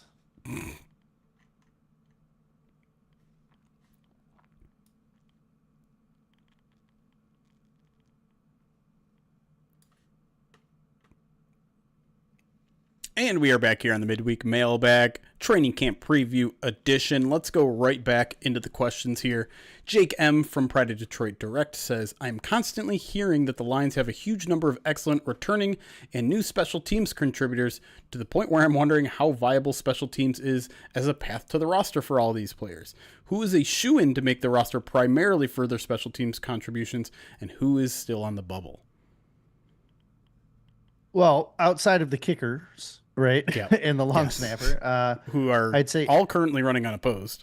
For the first Right. time, I feel like in a really long time that there's not a second is- kicker, there's not a second long snapper. I can't remember there ever being an offseason where there wasn't at least one other player at one of those spots, or usually it's 2. Yeah. But I would say the one player that might make the team on special teams alone is Khalil Dorsey. That's the one that we always go to. We talk about the fact that he's a decent corner who is developing and showing promise, but he makes his money as being one of the best gunners in the NFL, and we are almost counting him in, even though he might not be anything more than cornerback 5 on the depth chart. We're almost assuming he's not even on the bubble at this point because he's so valuable on special teams. Beyond, I'll let you pick a guy. Well, yeah, I mean, like, there's a bunch, right? Like, Sure. I want to say Sione Vaki, but I feel like that's going to insult you. Nope, that's Okay. I was gonna say. You could Okay. also say the same thing about Sione, but I didn't want to just Right. start rattling everybody off. And Grant Stewart, I'm going to get his name right in this podcast, is also on that list. Like, he might have to be linebacker 4 because You might. I'm not sure that there's a better option out there. Yeah, we're gonna find out. Yeah. But I think it's fair to say that the reason they signed him was special teams, especially when you have your special teams coordinator raving about this guy when he's a member of the Indianapolis Colts. Like, Right. he's very clearly, 1, going to make the team, and 2, primarily going to be a special teams guy. I think that linebacker position, though, that's where it's just like you have seven Loaded. special teams guys. Loaded with Who's special going to teams. make it and who's not going to make it. And I really Yeah. think Grant Stewart is the only one where you can be like, for certain, that guy is going to make the team because of special teams. I don't know who else in that room I would move to lock, if anybody. I don't think I would. Trevor Nowaski, I think they really don't want to Cool. risk losing him again. Yeah. And special teams is a big part of what he does. I do think it's so hard to find a backup Sam. Yeah. That's going to really increase his stock as well. But yeah, Ezekiel Turner, Anthony Pittman, Deron Gilbert, all special teams guys. Pittman just a few years ago was leading the Lions in special team snaps. He did that for like 3 seasons. Turner was the personal protector when Jalen Reeves-Maybin was on IR. And he was signed only there a couple weeks, and then he had to take over the personal protector role. And so there's a lot of guys. And then Yeah. like Dan Jackson's supposed to be tremendous. Like that's Yep. a big thing. Dominic Lovick's supposed to be really good that they're excited about. Tesla's probably going to get some run there, and I'm excited to see where he goes. I think Hassanin is going, but I mean, like again, a lot of these guys are guys that are going to make it because of their skills on offense or defense as well as special teams. If we're just talking like special teams alone is going to get them on the roster, it's probably Dorsey or Vaki. Yeah. Those guys are just, and I think Vaki's ceiling is maybe he doesn't qualify under this category because he's an ascending offensive player. But Dorsey is the one who stands out the most. But there's a lot of really good talent. I'm really interested in that wide receiver 6 spot. And there's obviously no guarantee they keep Yeah. 6. But like the top 5 are pretty settled with your 4 returning guys into Slaw. Is 6 Dominic Lovett? The thing is, that 6 spot is going to be special teams, right? Whoever wins that spot is almost certainly going to be a special teams contributor. They might be inactive on game day too, if we're being completely honest. But I think the reason you make the roster is because of special teams. And so is Dominic Lovett going to ball out as much of a gunner as he was in college at Georgia? Mm-hmm. Or is one of those other guys in the depth chart that we kind of hinted at in the first segment, does one of those guys pop off on special teams? Because like, if one of those guys pops off in the fourth quarter and catches 8 passes for 120 yards in a preseason game, I don't know if that moves the needle enough to move him to wide receiver 6. I don't think that's necessarily worth it. Like the only thing you're doing in that case is not subjecting him to waivers. And theoretically, last year, I was going to say last year we saw that happen. What you're just talking about with Isaiah Williams. Catching a lot of balls, making team, but that was for wide receiver 5, right? Because they didn't even have like Tim Patrick on the team or Allen Robinson on the team at that point. So I'm with you. I do think it's going to be special teams is going to be a big factor. I just keep going back to the fact that they drafted Lovett, right? And they selected him before the UDFAs. Correct. And when you look at Georgia, Lovett and Meeks both played at Georgia, and the Georgia coaches were going with Lovett. Sure. And so I'm still edging towards Lovett here. It'll be interesting to see if they get, returnability, right? Because we've talked about like Khalif being an older player, and yes, he was an all-pro, but like, are they looking for someone who can, give some returnability as well, like even just as a backup. Yeah, I mean, and maybe long term. Khalif, we haven't really talked about Khalif Raymond as a potential extension candidate, and I think he is, but this is the final year of his contract, so getting a future Khalif Raymond on the roster might be in the cards this year. All right, let's move on beyond special teams. Dr. Fred Rococo asks, assuming we see a lot of Hendon this preseason, what specifically will you be looking to assess whether he's progressed? Also, are you more interested in what he shows in training camp or preseason games? With the first part of that question, it's footwork, decision-making, progressions, and then just accuracy. Like those are the areas that you're hoping to see improvement with him. He's got a good arm. He can sling the ball. And so it's just getting used to, being more consistent, I guess, in those areas, right? He's been getting better, but there's still some hiccups that we've seen along the way. Especially last year during training camp where there were some hiccups, but it's I think if you can get consistent in those four kind of areas, it will make the competition for QB2 over pretty quickly. Yeah, we talked a little bit about this on the podcast last night. For me, it like the main thing that I'm looking for is just getting rid of the ball in a timely fashion, because it was almost funny last year in training camp where like he was holding onto the ball in 7-on-7s. And it's just like, you can't do that on 7-on-7. You got to get rid of the football. There's no pass rush. There's like that sense of security because there's no pass rush. And you're like, well, I can hold on to this forever. Like, no, the defense is at a disadvantage here. You need to find the guy that's open and find him quick, or just get rid of the football. And that's I think the thing he struggled with the most. And so, that's a progression thing. That's a comfortability thing. It's a little bit of footwork as well. So it's kind of a lot of the same things that you outlined. As for the second half of the question, I think nothing's more important than games. Like I said, like you can kind of fall into that false sense of security in 7-on-7s or when you're wearing that red jersey in practice. But when the actual heat is on, that's when you need to actually perform. And to his credit, like he had a decent preseason. It's particularly by the end of it. Obviously there was some issues about sliding and protecting yourself, but he led the Lions on a couple of decent drives. And so maybe he's a little bit more of a gamer than he is a practicer, or maybe that was just a sign that he was getting better as training camp went on. But I think you'll always take the actual game reps, even if it is a preseason game, over some of the training camp stuff. Yeah, overall, I don't think there's a wrong answer there. If it's consistency, right? You just want to see him be able to be consistent in both aspects. We got a lot of questions about coordinators, interestingly enough. This one comes from Daniel J. Says, what would you like to see each of them do differently from their predecessors? And what do you realistically expect them to do differently? On offense, I do like the ideology of wanting to push the ball down the field a little bit more. Sure. There were times, I think, when Ben got a little bit, even though he was an aggressive coordinator, I do think he got passive at times.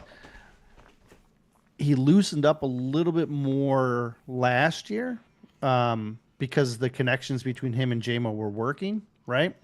And so that I'd like to see more of that. If anything, that just helps keep defenses honest, stretches the field, and can hopefully open stuff underneath. I'll let you go next. Yeah, I mean, I'm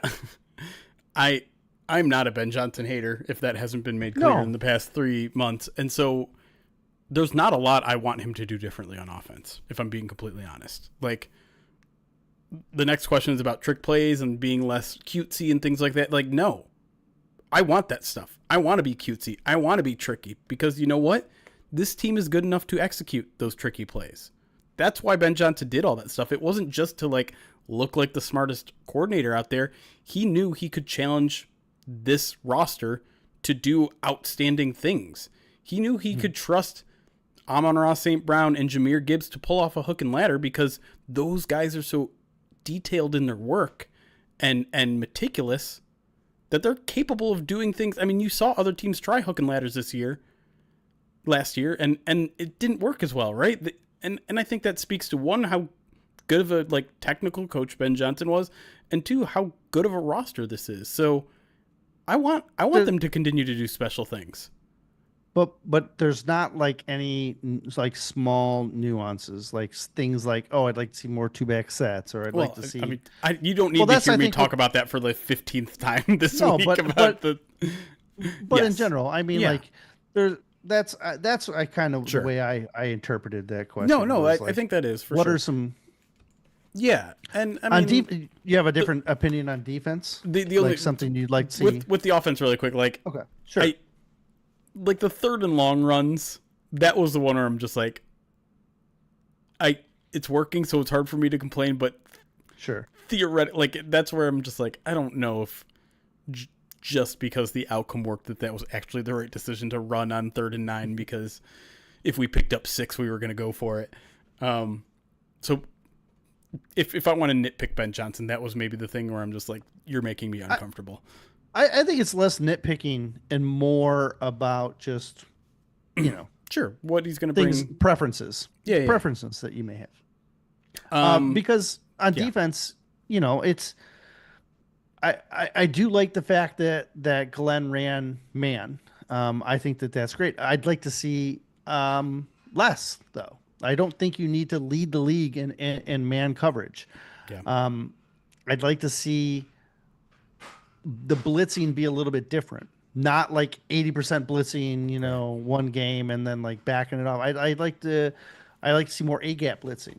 That's not something they did a ton. I agree, actually. And Yeah. so there's little things like that I think are just little preferences that I have that I wish Glenn would have introduced that I hope Kelvin does. It's interesting you mentioned A gap blitzes and just blitzes in general, because I feel like overall the Lions linebacker blitzes have not been as effective as they can be. Like Agree? athletically, they should be able to do it. Yes. And even with a guy like Derek Barnes, like he has history as a pass rusher. So they should be able to utilize that. And I don't know if it's a disguise thing. I don't know. Like a lot of times it felt like it was a little bit too delayed, where like there was no chance that Jack Campbell was going to get there because he was coming from 7 yards back. Like maybe it's a timing thing with those guys. Like maybe that needs to be taught a little bit better. I think it's in unwillingness to sacrifice the run defense. Yeah, I think that's really what it is. that's possible. Is I think they're so adamant because really the way their scheme is set up is you're pressuring with the gap and a half. You're Yeah, asking your linebackers to fill those voids that right. the defensive interior is not taking, and then you contain with your edge guys. And so the linebackers have run defense fits that they have to do first. If you're Yeah, blitzing they can't them, sell out. right? Yeah, and so now if you hit that gap that the linebacker would have normally been in, now it's a big run. You're getting into the secondary, and so Yeah, I that's why I think they don't do it. yeah, I still wish they would, because right. I think you can offset it. Like if you're head up on the nose, right? You put the nose right on the center, and then you threaten with two linebackers in the A gap, but then you basically two gap your four eyes, or you put your other guys. Usually Yeah, they do a three technique and a four eye. I put them both four eye and try and like two gap those guys. Contain. You might have to bring a safety into the box. There's ways to do it. Is my yeah, point. We just never really saw it in Glenn's defense. yeah. That's fair. I kind of already referenced this play, but let's talk about it a little more. Greg B on Twitter asks, "Do you think the team will benefit a little from the loss of Ben Johnson? Less risky plays, more steady game plan." No, because I'm with you. I think the trick plays were all Yeah, part of the organic things that they did during the week. Like they prep a right. trick play every week, and then they just found a way where they're like, yeah, okay, the trick play is actually going to work, so let's run it. And I do think that comes from a overall philosophy from the top. I Yeah, think that's a Dan true. Campbell saying, let's take advantage. And if we have a trick play and we run it enough and it works enough, then we'll put it in and we'll make it work. And so I don't think those are necessarily going to go away. I also don't think that those were all on Ben Johnson. True. I think there's a lot of other factors that go into that. Yeah, and a lot of times Ben Johnson credited someone else. He would be like, "Oh, that was something that Tanner found when he was looking at tape from 1974." It's so weird because like even they were even crediting like the assistant wide receivers coach. Like Right. it wasn't, you know what I mean? Yeah, yeah. Like so they get ideas from everywhere. I think the most interesting thing moving forward with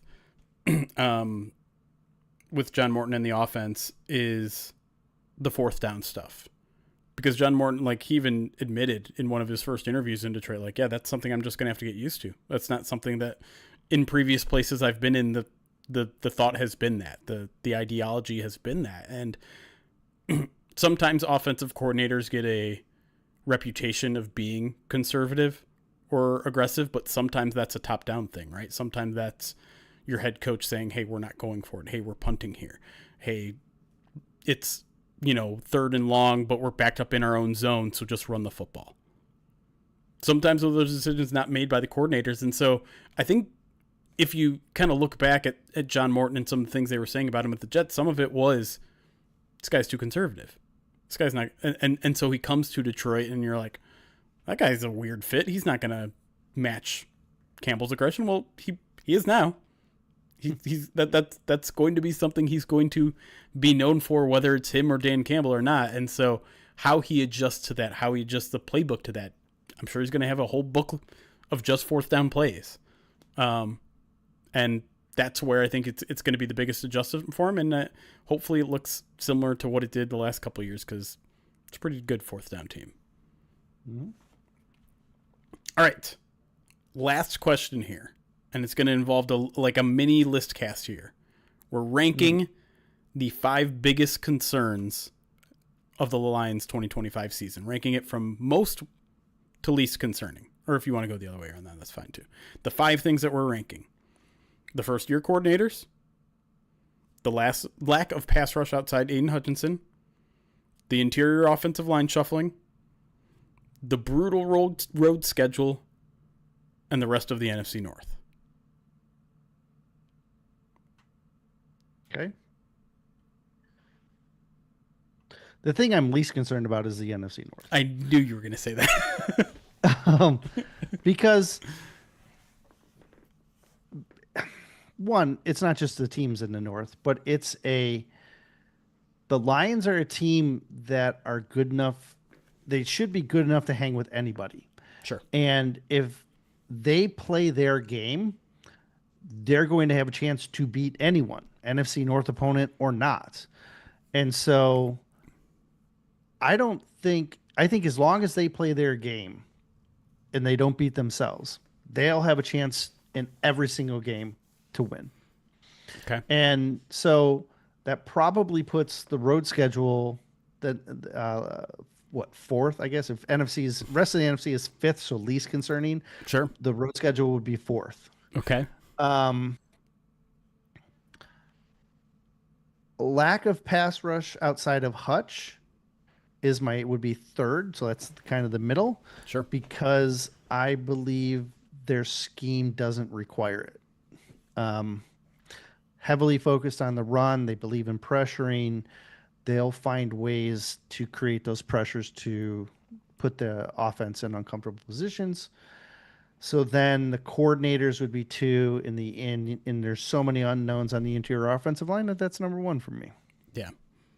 I've got the same number 1 as you, and I think nothing else is the same. Because I think my number 2 is the schedule. Like, it's just, okay. You have to play some tough AFC opponents. You have to you have to play a couple primetime games. You have to play the Rams on the road, West Coast trip. Like, it is a brutal schedule. And I'm with you. Like, the Lions are the scary matchup for all of those teams too. And the Lions went undefeated on the road last year. I understand all of those things. But if this team were to go 15-2 this year, it would be a miracle. Like, sure.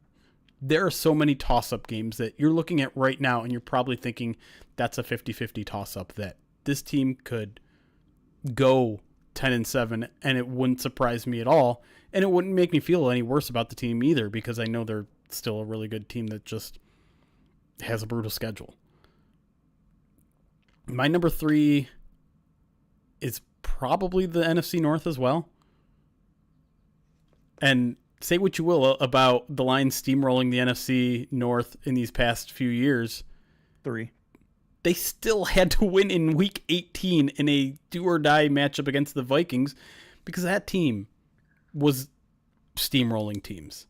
Yeah, Vikings lost 3 games. Yeah. Who were And two? Which team beat them twice? I forgot.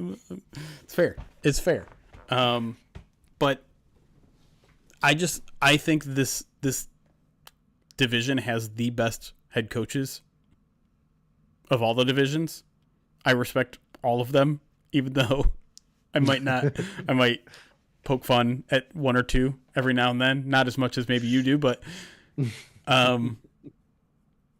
yeah, and I do feel like every NFC North matchup that this team plays, how many of them have been cakewalks? They may have an incredible record against them, but how many of them were close? Like 99% of them? Like even the Bears games are close, right?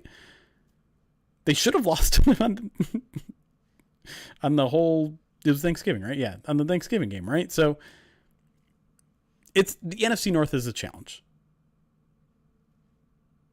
I am not concerned about pass rush. That is my number 5. Pass rush outside of Aiden Hutchinson. How many teams have an Aiden Hutchinson? Let's not overlook the fact that alone is a very good ingredient in your pass rush and a critical ingredient. And yes, he could get injured and we're back where we started from last year, but the Lions have good interior defenders, and I also think we shouldn't overlook that and their impact. And Derek Barnes, like another guy that again I think just gets left out of the pass rush situation just because he's not a pure pass rusher. So that's my number 5, and that leaves first year coordinators as my number 4 because again I think they made smart choices there. I think you're not going to notice much of any difference on defense with Kelvin Shepard. And then John Morton is a bit of a question, no doubt about it. But considering he was here in 2022 and a huge influence in installing Ben Johnson's offense, I'm not that concerned about that either. So that's my list, which is significantly different than yours. But I think like if we push our list together, we're just like, we're not concerned about anything except for the offensive line. Well, the thing is my concerns are based in just the unknown. Right. Sure. Like I just don't know what the interior offensive lines are. Sure. I don't know what the coordinators are going to exactly do. I just don't. I'm not as bought into the opponent thing because how many times do we see teams that are great one year and then garbage the next because they just can't get it together? Sure. Right. And who's to say that one of these teams on the schedule that we're expecting to be like this really tough game is all of a sudden like not. Right. Why couldn't that team be the Lions though? Because they've been good for 2.5 years? No, because I know how they're constructed and they're a good team. Like there's usually signs that like point to the bottom falling offensive out, line right? attrition. There it is. That's not it. But new coordinators. All the signs are there, Erik. All the signs are not there. Okay.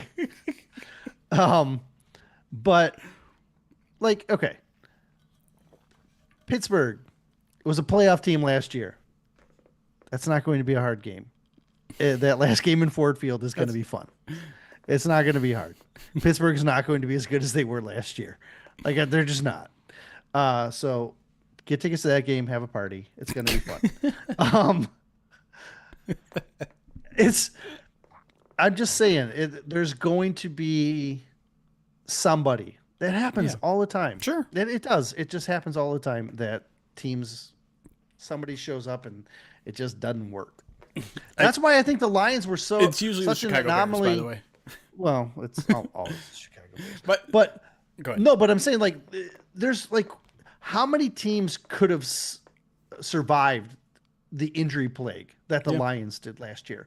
Who's to say that like by the time the Lions face X team in the know on Monday night down the road that they're not decimated by injury because that happens, right? So 100%. So that's the reason I brought up the Bears is because I almost quote tweeted this person, but I actually respect them. They were doing a TV spot and they said something to the effect of like, hey, I know it's probably not going to happen, but I really like the Bears odds to win the NFC North this week. Like they're plus 600 or something, like gambling odds, not probability odds. And it made me think of like how it feels like every single year there's like that article written that's just like the one that I know for sure that existed was that Mitchell Trubisky led had the most bets placed on him winning the MVP in like 2018 or something. Because Chicagoans like to bet, man. Right. They do. And it just feels like every year. And I think I saw another one like last year. It was Caleb Williams to hit the over on his passing yards, which definitely didn't happen. So this year it's to win the NFC North. It wasn't the most bets placed yet, but it was just this particular writer / personality. So anyways, we'll see how much the Bears live up to the hype. It's an interest. They remain the most interesting team to me in the division, because I think, just like last year, such a wide variety of potential outcomes. It really felt like last year, they were either 3 or 4-1. And it was just like, oh, I don't think they're going to stay like this the entire time, because they were winning those games by the skin of their teeth. But I also did not expect them to like not win a game after the Fail Mary. So and then they beat the Packers later in the season. That's right. Which the last shows you game how of the good season. the Packers are. Or was it the last game? No, they didn't beat them. They almost beat them in the last game of the season. No, the Packers lost to the Bears in Lambeau, and because Caleb Williams said 1-0 in Lambeau. Oh, I forgot. And then all the Packers. Do that too? Yeah, I imagine he did. Whenever I read a quote from him, I imagine him doing that. But the Packers one of the Packers was on Good Morning Football this week, and that's what he was talking about. We remember him saying that, and I'm like, you need to get your eyes focused on bigger things there, Packers, because it's not Chicago that you need to be focused on. Chicago's going to be, you can beat Caleb Williams in Lambeau and get your victory and celebrate that all you want. Maybe try beating Detroit in Lambeau, which you haven't done in 3 years. Like, get your focus on different things, Packers. That's why you're not winning the North. I think that's a perfect place to end this podcast. We will be back for a midweek mailbag. Is next week an exclusive? I don't think so. Not yet. Yeah, no. Next week will be a regular midweek mailbag. The following week will be a Pride of Detroit Direct exclusive. Speaking of Pride of Detroit Direct, with training camp coming up, we have daily training camp videos available exclusively to Pride of Detroit Direct subscribers. That's where myself and Erik will record videos hours after practice, upload them right into your email inboxes, recapping the day of practices, the storylines, the injury updates, everything you need to know. So if you like these midweek mailbags, you like me and Erik going at each other's throats, talking about projecting rosters correctly and things of that nature, make sure you're subscribed to Pride of Detroit Direct. And to do that, you go to prideofdetroit.com/subscribe. $50 a month. Very reasonable price to support good sports journalism and whatever else we do. Can we call it journalism? I think Sure. that's okay. Why not? We can call it whatever we want. Certain people might take offense to that live out in California, who will remain nameless. Did I say 50 a month? 50 a year. $50 a year. Sorry. $50 a year. Just over $4 a month. But yes, we'd love to see you support Pride of Detroit in that way.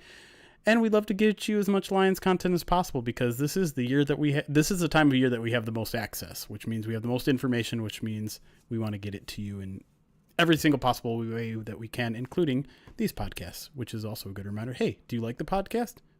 Why don't you go rate and subscribe on your favorite podcasting platform? Give us 5 stars. Give us a review. Tell us what you like about it. If you want to tell us what you don't like about it, that's fine too, but lead with the stuff that you like about it. This outro is going way too long. It's time to get out of here. For Erik, I'm Jeremy. Thank you all for listening. It's chaos. Be kind. Recording stopped. The nice thing about the training camp daily videos is that they don't take place at 3 a.m. So we won't have any ridiculous. God forbid they don't. Dan Campbell just gets like a hair up his ass. He's like, we're doing a midnight practice.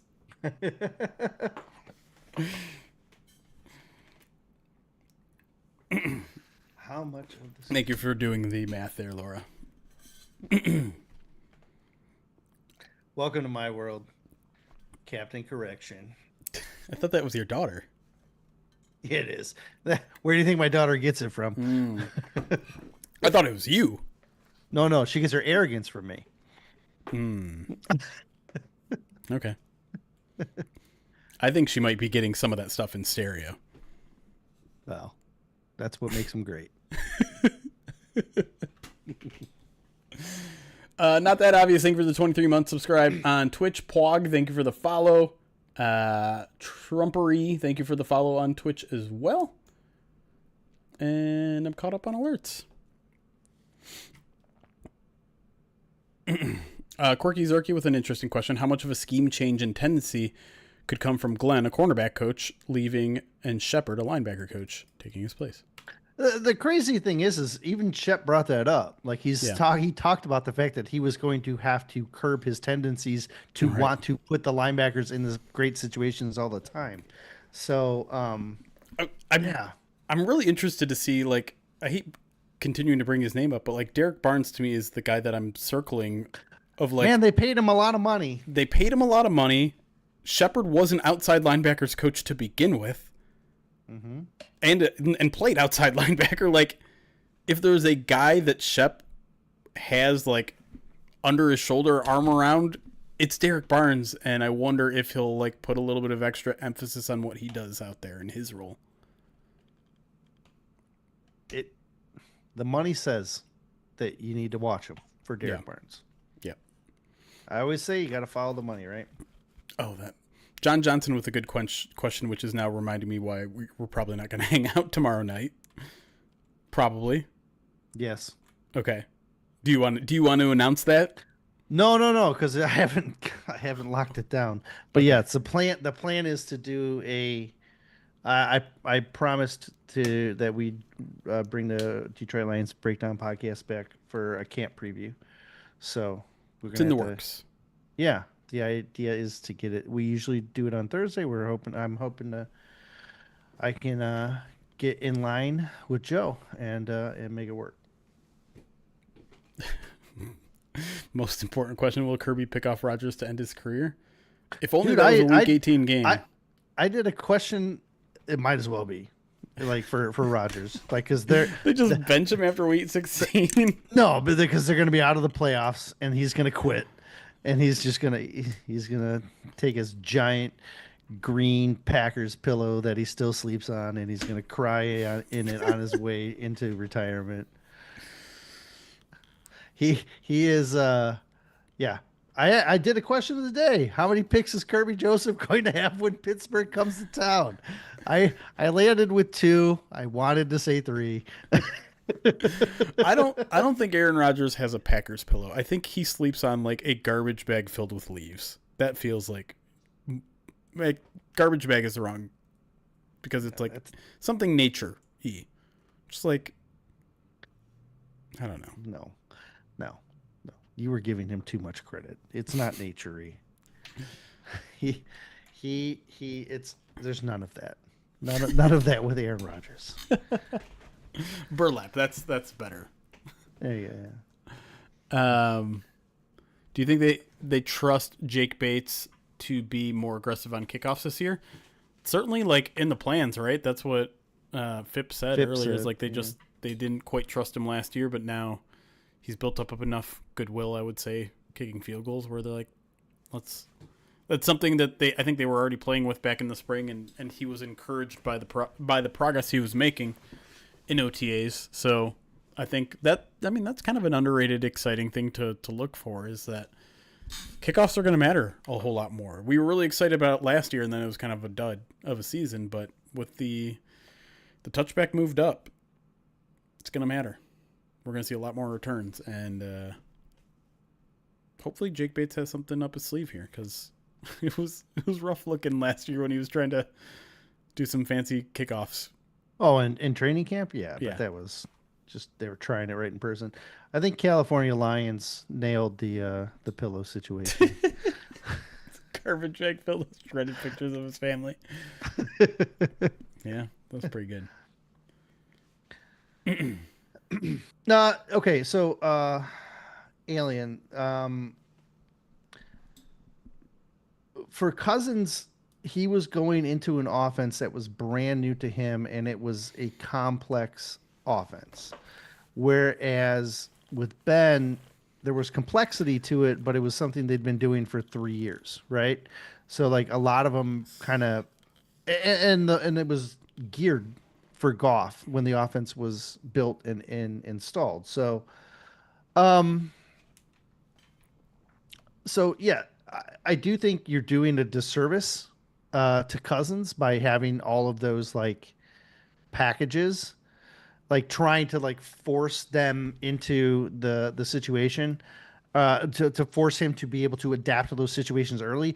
Like Laura and I've only watched a few episodes, but the one situation that he was talking about where he's like, I have to put you in motion before I do this, and I have to do like there was like 4 steps that he had to do, and he's like, and if I get the one out of order, then the ball snaps into the crossing, the in motion tight end.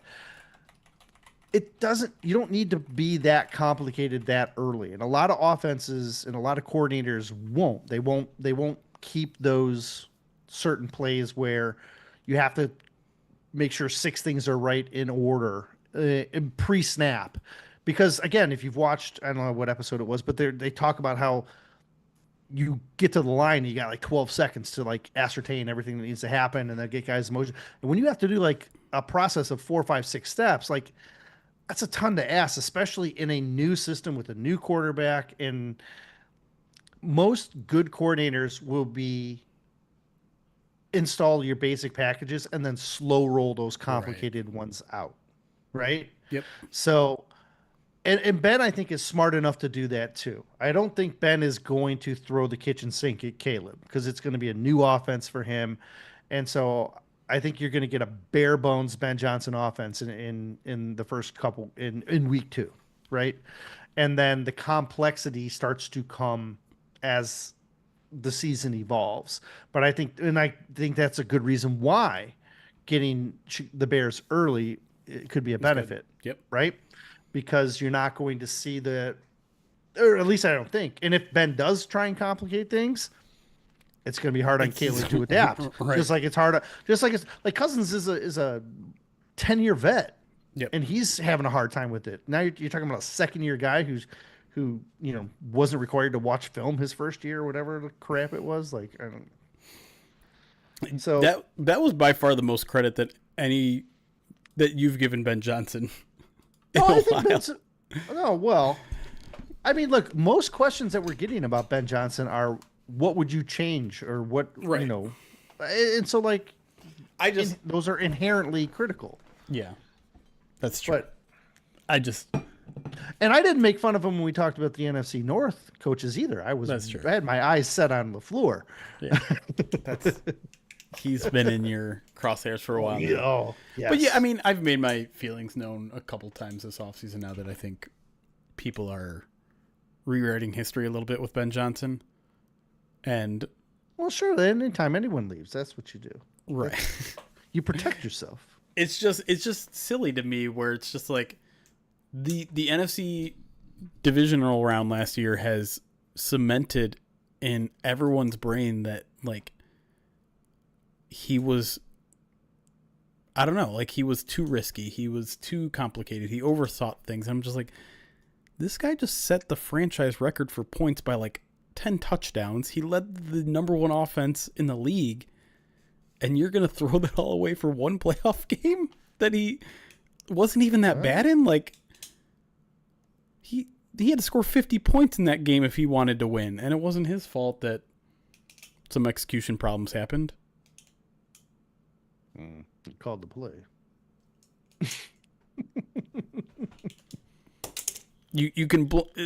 But like even the JMO thing, like, okay, probably an over risky play, but in no world should JMO have thrown that ball. No. But what did we say when it was unfolding? It was, don't let him try and throw the ball because because he's going to. True. Like there's just certain receivers, that's you just know that's what's going to happen, right? Good question from Jay Rago says, What's that? would you still run Gibbs on Texas routes from the line on the outside, or do you get a new favorite route when he's in the slot? Yeah, no, you have to, because the Texas route inherently is designed to come out of the backfield. So you can't really run a You Texas. can run an angle route still a little Yeah, bit. It's just not- but it's not as effective because when you're in the slot and you start running out, the guy that you're crossing is already got that inside leverage, and so then you're having to cross back over him. Whereas when you're running the Texas, you're getting the guy outside and then cutting in before he can make his move to you. That's what makes the Texas route so beautiful, is that you're leading a guy outside, then cutting underneath him.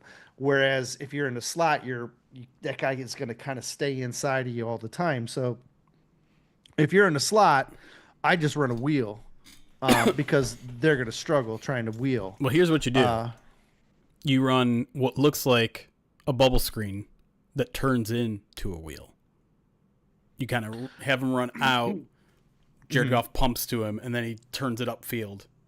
The play that I love in that situation, when you want to like do the little quick bubble, is you line them up on JMO's side, okay? Or so you have Gibbs in the slot, JMO on the outside. JMO's a good blocker, so they have to account for it, and then you sneak him out. So Gibbs flares, JMO fake blocks, and then rolls, and then you're done. Because then it's nobody's catching JMO. You got to hope a safety rolls over the top to try and get him. But the safety is going to be assigned to Gibbs, and when Gibbs flares to the flat, he's going to have to crash, and then JMO, and now you're catching him flat-footed. So that's a route I would absolutely try and run. Do we just want to come up with like an entire playbook of Gibbs out wide plays? Well, because there's a lot of things. That's why I think we called for it. Like that's why I think we asked for it, because when you have them in the backfield, the Texas it's unstoppable. Like you could run it 5 times a game and they'd never stop it. Not once. I have never seen the Lions run a Texas route that was stopped. Like last season, they ran like 15 of them. Half of them were touchdowns. Yeah. Like it's such a good play. So you can do creative stuff, but man, if you want to fake bubble 9-9, run a 9 on a 9, like that's. Oh wait, did he change his number from 9 to 1? Yeah. All right. Yeah. So fake bubble 1-9, run your 1-9 on a 9, then go on. It's great. Give me that all day. Do it twice, just to mess with them. What's the name of that play? Fake bubble Z leak. No, we gotta come up with a fun name. It's a Z leak. I don't want the actual technical name. I want like a stumble bum. Like give it a name. Oh, gotcha. Because that's what JMO says when he runs past him. But here's what you do, and if I'm calling it planting the seed, because you're planting the seed of doubt. No. JMO is planting the seed in the end zone. No, planting the seed. Yeah, I do know what you mean. But planting, you plant the seed by running that play earlier and actually running the bubble, right? You actually run the bubble and then you set it up by fake bubble with a Z leak and let them go. Yeah, maybe one of these days I just gotta like put a whiteboard on the wall. We just diagnose plays. We write up plays. We make plays up. I'm not that creative. All right. I think it might be time to get out of here. I'm starting to get a little hot under these lights. It's already 9:00, which is my phone literally tells me, "Hey Jeremy, it's time to go to bed." When it's 9:00. So we're gonna get out of here relatively soon. Nothing else I don't think planned for the week until we get to training camp on Sunday. Tomorrow on the website you'll get the top 5 players on Detroit Lions roster, ending our roster rankings. What else is coming? I have to write the safety articles still. Safety articles coming. That'll close out my training camp preview series with the safeties, and then Bubble Watch is technically coming. 53-man roster is coming. Predictions. Other stuff probably coming. Hey, let me ask you this before we go. The last portion of ESPN's top 10 from NFL execs is dropping tomorrow. Okay. It's cornerbacks. Ooh. Any chance that like DJ Reed is on that list? I think the answer is no. I think he'll be honorable mention. I don't even think he's going to be honorable mention. Really? Because he changed teams? Kinda. Could be. I almost feel like there's a slightly better chance for a Meek, but that's not going to happen either. Ooh. But if we go through all the lists, you had Goff at like 8. You had Gibbs at 3. You had Laporta at 3 or 4. I think it was 3. I don't remember. You had Amon at 6 with JMO with an honorable mention. You had Panay at 2. Yes, sir. I don't know if Decker had a vote or not. No one. Honorable mention. Was he an honorable mention? No one on the interior offensive line. Aleem with an honorable mention. Hutch. I don't remember what Hutch was. 6, I think. 6. Jack Campbell with an honorable mention. No Alexander Boldy honorable mention, which is... Jack should have been in there, by the way. But whatever. Both your safeties in the top 5. Mm-hmm. I started using my fingers to count them, and then I messed up. But like it's like 8 or 9 top 10 players at their position. It's wild. It's a good football team. Mm-hmm. Feel like sometimes people need that reminder. Even when PFF did their top 30 or whatever it was, they're doing the top 50 right now. They did like top however many 30 at each position. Yeah. The Lions had a top 10 guy in every position except interior offensive line, right? And that would have been different if they had 2. They had 2 at that position last year. Right. So, yeah. All right. That's why the confidence is there. Should be. That's why I don't see him. I'm not seeing the Packers loading all over these lists, despite having 6 wide receiver ones on their roster. Right? Isn't that how many they have now? Something like that. All right, y'all. Thanks for joining us tonight. We will see you guys Sunday if you're a Pride of Detroit Direct subscriber. Monday night if you're here for the POD cast, and next Wednesday if you want to be here for the midweek mailbag. But until then, have a great